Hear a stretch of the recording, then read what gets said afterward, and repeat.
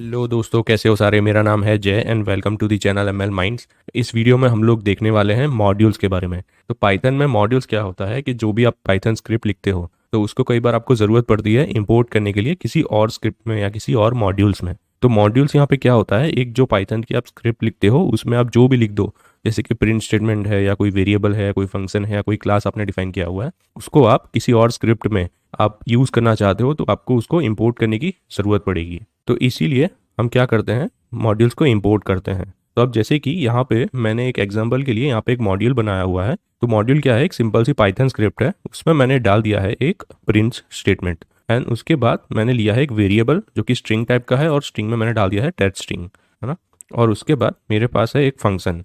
वहाँ पे आप जैसे कि मैंने प्रीवियस वीडियो में बताया था कि डेफ करके आप कोई भी फंक्शन आप डिफाइन कर सकते हो। और यहाँ पे फंक्शन का नेम है फाइंड इंडेक्स और उसमें मैंने दो आर्ग्यूमेंट पास की हुई है। तो फर्स्ट है टू सर्च। तो टू सर्च क्या होगी, हम एक सीक्वेंस पास करेंगे इसमें एंड देन टारगेट क्या होगी, कोई भी वैल्यू होगी हमारी। तो ये फंक्शन क्या करेगा कि उस सीक्वेंस में से वो वैल्यू सर्च करेगा। अगर वो वैल्यू मिल जाती है तो उसकी इंडेक्स रिटर्न कर देगा, नहीं तो -1 रिटर्न कर देगा। तो उसके लिए मैंने यहाँ पे क्या लिया है, एक डॉक स्ट्रिंग ली है।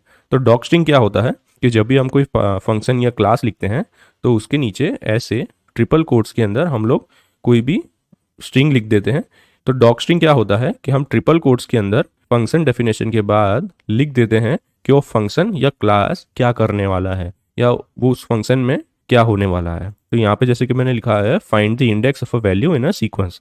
तो ये क्या करेगा फंक्शन, ये जो सीक्वेंस हम पास करेंगे एंड देन ये जो वैल्यू हम पास करेंगे तो ये वैल्यू को इस सीक्वेंस में सर्च करेगा। अगर वो मिल जाती है तो उसकी इंडेक्स ये रिटर्न कर देगा, अदरवाइज -1 रिटर्न कर देगा।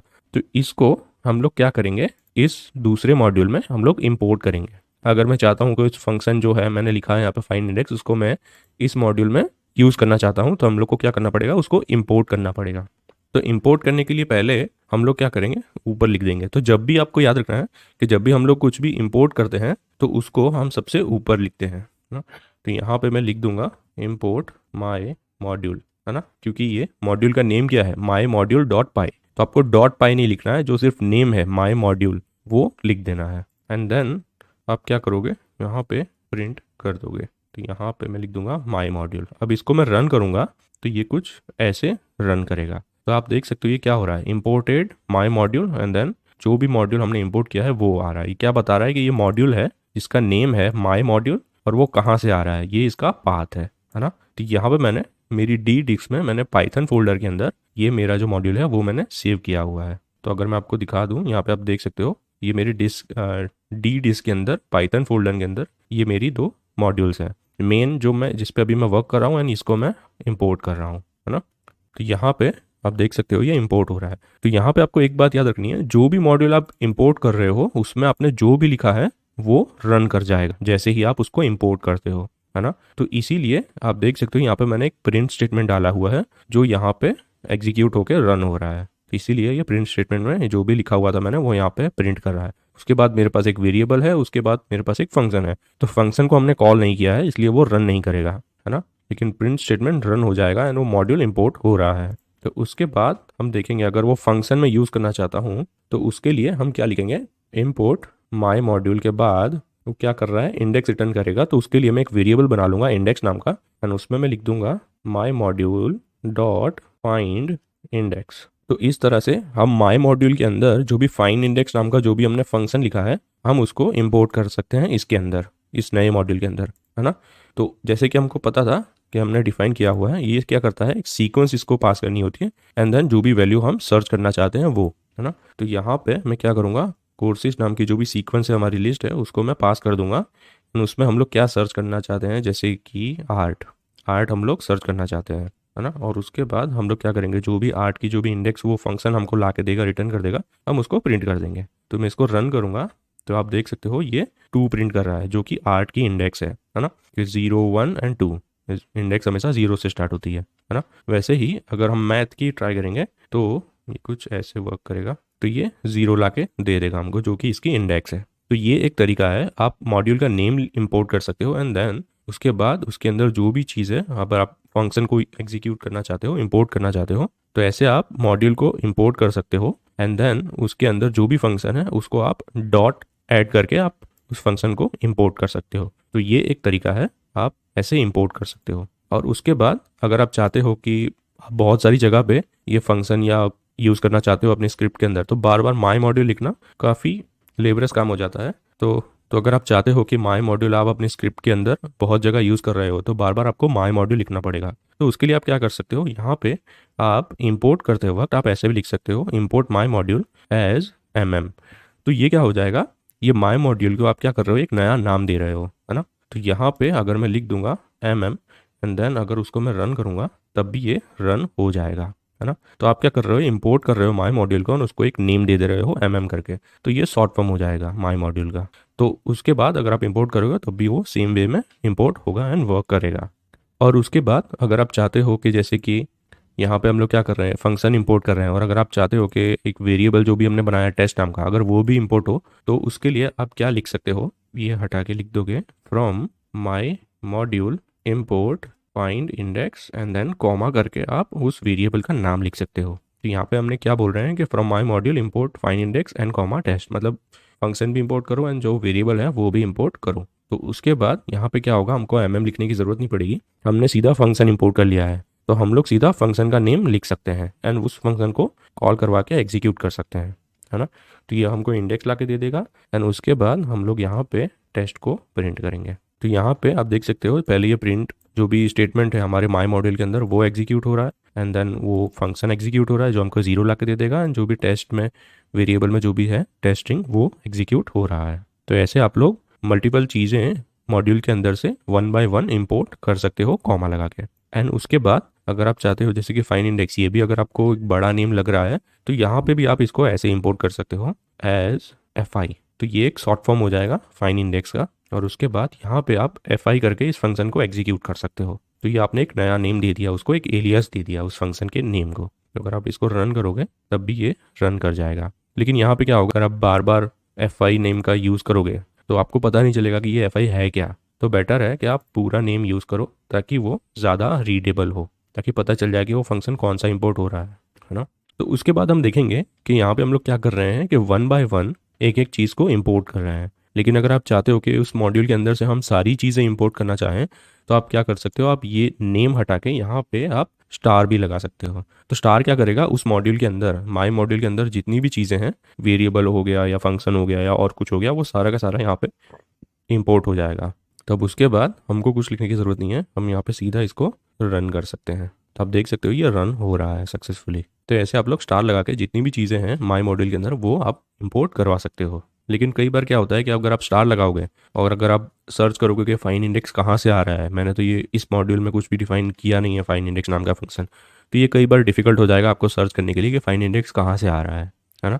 तो बेटर है कि आप फुल नेम जब भी आप इंपोर्ट करो तो आप ऐसे नेम यूज़ करो, ना कि स्टार लगा के यूज़ करो, है ना। तो जब भी हम इसको इंपोर्ट करते हैं तो ये क्या करता है, sys डॉट पैथ नाम का जो भी हमारा लिस्ट होता है उसमें ये सर्च करता है। तो ये कहाँ कहाँ सर्च करता है, इसका भी एक सीक्वेंस है। तो उसके लिए हम लोग यहाँ पे क्या करेंगे, इसको कमेंट कर देंगे एंड यहाँ पे मैं क्या करूँगा, sys नेम का जो भी हमारा बिल्ट इन मॉड्यूल है उसको हम लोग इंपोर्ट करेंगे एंड यहाँ पे मैं लिख दूंगा पाथ। तो sys डॉट पाथ क्या दिखा रहा है, sys डॉट पाथ ये दिखाएगा कि इस सीक्वेंस में जब भी हम लोग मॉड्यूल को इंपोर्ट करेंगे तो ये इस सीक्वेंस में सर्च करेगा उस मॉड्यूल को, माई मॉड्यूल को। तो यहाँ पे हम लोग जैसे माई मॉड्यूल इंपोर्ट करना चाह रहे हैं तो ये क्या करेगा, पहले करंट वर्किंग डायरेक्टरी में सर्च करेगा कि भैया इस वर्किंग डायरेक्टरी में है या नहीं, जिस डायरेक्टरी में मेन डॉट पाई है ना। अगर इसमें नहीं है तो फिर ये क्या करेगा कि स्टैंडर्ड लाइब्रेरी की जो भी हमारी है उसमें सर्च करेगा, है ना। तो स्टैंडर्ड लाइब्रेरी मॉड्यूल्स क्या होते हैं, जो भी पाइथन जब भी हम लोग इंस्टॉल करते हैं तो उसके साथ ही आते हैं कुछ मॉड्यूल्स, है ना, जो कि प्री बिल्ड होते हैं। एंड उसके बाद ये साइड पैकेजेस में सर्च करेगा जो कि थर्ड पार्टी लाइब्रेरीज हम इंस्टॉल करते हैं तो उसमें आते हैं। तो ये ऐसे 1 बाय 1 सब जगह सर्च करेगा कि भैया माई मॉड्यूल है या नहीं।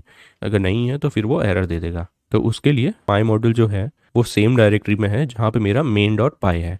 तो हम क्या करेंगे, माई मॉड्यूल को यहाँ से उठा के एंड देन जो भी म्यूज़िक मेरा जो भी है उसमें हम लोग डाल देंगे, है ना। तो अब हम अगर वापस आएंगे तो ये मेरा म्यूज़िक में आ गया है माई मॉड्यूल नाम का जो भी मॉड्यूल है वो, है ना। यहाँ पे हमारे पास सिर्फ मेन है ना। तो अगर अब हम इसको रन करने का ट्राई करेंगे तो ये क्या दिख रहा है, एरर दे रहा है। ये क्या बोल रहा है कि मेन डॉट पाई के अंदर लाइन 1 में जो भी हम इंपोर्ट कर रहे हैं फ्रॉम माई मॉड्यूल, तो ये क्या बोल रहा है कि no module name my module, मतलब कि ये मॉड्यूल इसको नहीं मिल पा रहा है ना। तो ये पहले ही एरर दे देगा एंड वहाँ से एग्जिट हो जाएगा हमारा प्रोग्राम। तो जैसे कि मैंने बताया कि ये पहले करंट वर्किंग डायरेक्टरी में दिखता है, फिर स्टैंडर्ड लाइब्रेरी में, एंड देन फिर थर्ड पार्टी जो भी लाइब्रेरी हमने इंस्टॉल की है उस जगह पे। तो कहीं पर भी है नहीं है, तो ये म्यूजिक में है, तो इसलिए ये एरर दे देगा कि नो मॉड्यूल नेम्ड माई मॉड्यूल ना, इसको नहीं मिल पा रहा है। यहाँ पे हम लोग क्या करेंगे कि जैसे कि हमने देखा था सिस डॉट क्या पाथ क्या होता है, एक लिस्ट होती है। तो हम क्या करेंगे, जहाँ पे हमने माई मॉड्यूल रखा है म्यूजिक फोल्डर के अंदर, उसका पाथ है वो हम इसको अपेंड कर देंगे सिस डॉट पाथ के अंदर। तो ये क्या करेगा, फिर उसको मिल जाएगा। तो उसके लिए हम क्या करेंगे, यहाँ पे सबसे ऊपर में हम लिखेंगे इम्पोर्ट सिस, यानी यहाँ पे सिस डॉट पाथ है, ये जो एक लिस्ट रिटर्न करेगा, तो उसमें क्या करेंगे, हम अपेंड करवा देंगे हमारा मॉड्यूल का पाथ। तो ये पाथ के लिए अब हम क्या करेंगे, जैसे कि हमने म्यूजिक फोल्डर में रखा था माई मॉड्यूल को, तो उसमें हम लोग क्या करेंगे, इसका पाथ पहले कॉपी कर लेंगे। तो ये है मेरा पाथ एंड उसको मैंने यहाँ पे पेस्ट कर दिया है। तो यहाँ पे आपको एक बात ध्यान रखनी है कि आप विंडोज़ में हो तो आपको डबल बैकस्लैश लगाना पड़ेगा पाथ के अंदर, एंड उसके बाद ये है हमारा म्यूजिक फोल्डर के अंदर। तो जब आप ऐसे लिखोगे तब ये क्या करेगा, उसको इम्पोर्ट करने लगेगा, है ना।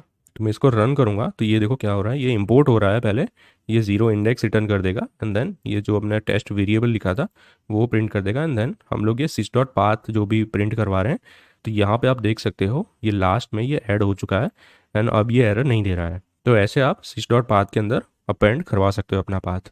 लेकिन यहाँ पे क्या हो रहा है कि आप अपने स्क्रिप्ट के अंदर ये हार्ड कोडेड पाथ ऐड करवा रहे हो, तो ये बेस्ट प्रैक्टिस नहीं है ना।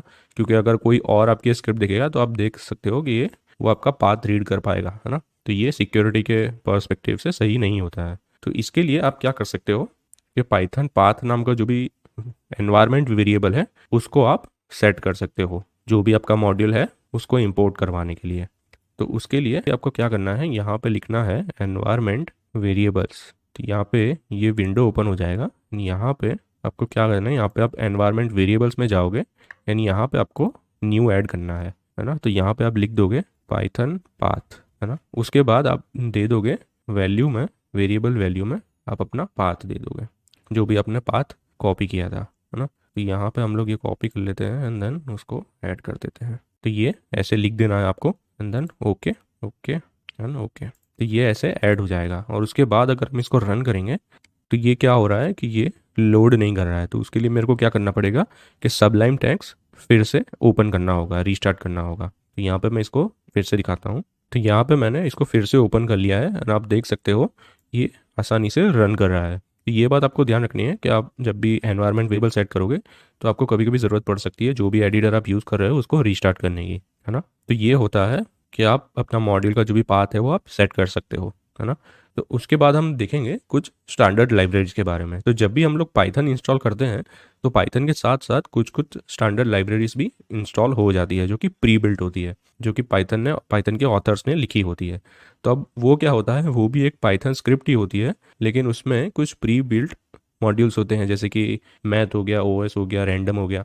तो ये सारे ऐसे कुछ एग्जांपल्स हैं जो कि स्टैंडर्ड लाइब्रेरीज हैं। तो उसका आप यूज़ करके आपको कोई कॉमन फंक्शन आप लिख सकते हो। तो यहाँ पे हम लोग पहले देखेंगे रैंडम। तो यहाँ पे मैं क्या करूँगा, इसको पहले इंपोर्ट कर लूँगा। तो ये जब भी मैंने पाइथन इंस्टॉल किया था तो उसके साथ ये ऑलरेडी इंस्टॉल होके आएगा जब भी आप पाइथन इंस्टॉल करोगे। तो अगर हम अब चाहते हैं कि ये लिस्ट के अंदर से कोई भी वैल्यू है वो रैंडमली हम लोग चूज़ करना चाहते हैं, तो उसके लिए हम क्या लिखेंगे, यहाँ पर मैं लिख दूंगा print random dot choice and उसके बाद मैं अंदर डाल दूंगा अपना कोर्स नाम का वेरिएबल। तो यहाँ पे आप देख सकते हो ये मैथ रैंडमली चूज़ कर रहा है। तो अगर हम इसको बार बार रन करूँगा तो ये रैंडमली अलग अलग वैल्यूज़ को चूज़ करके हमको दे देगा। तो ऐसे अगर आप चाहते हो कि कोई भी रैंडम वैल्यू आप चूज़ करना चाहो अपने सीक्वेंस के अंदर से, तो आप इसका यूज़ कर सकते हो। उसके बाद एक और मॉड्यूल है मैथ नाम का। तो यहाँ पे मैं लिख दूंगा इम्पोर्ट मैथ, एंड अगर आप चाहते हो कि आप रेडियंस निकालना चाहते हो तो आप उसको ऐसे कुछ लिख सकते हो, मैथ डॉट रेडियंस। अभी 90 डिग्री का मैं निकालना चाहता हूँ तो आप उसको ऐसे लिख सकते हो, उसको मैं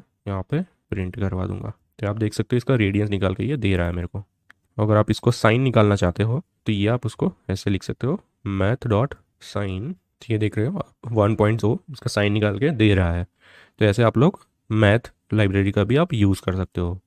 तो उसके बाद हम देखेंगे कुछ डेट टाइम भी एक मॉड्यूल है और कैलेंडर भी एक मॉड्यूल है जिसका आप यूज़ करके आप डेट्स वगैरह आप निकाल सकते हो। तो उसके लिए मैं यहाँ पे लिख दूंगा इम्पोर्ट डेट टाइम एंड उसके बाद मैं लिख दूंगा इंपोर्ट कैलेंडर। तो ये क्या करेगा, हमको डेट टाइम निकाल के दे देगा। तो यहाँ पे मैं लिखूँगा, तो अगर आप चाहते हो कि आज की डेट पता करना चाहें तो वो हम ऐसे लिखा सकते हैं, date time dot date dot today. तो ये आप देख सकते हो ये आज की डेट निकाल के दे रहा है 2013 मार्च ऑफ 18th, है ना। उसके बाद हम लोग देखेंगे कैलेंडर। अगर आप चेक करना चाहते हो कि ये लीप ईयर है या नहीं, तो उसके लिए आप कुछ ऐसे लिख सकते हो, calendar dot is leap, and उसके अंदर आप ईयर पास कर सकते हो। तो आप देख सकते हो 2020 जो भी लीप ईयर था तो ये ट्रू रिटर्न कर रहा है ना।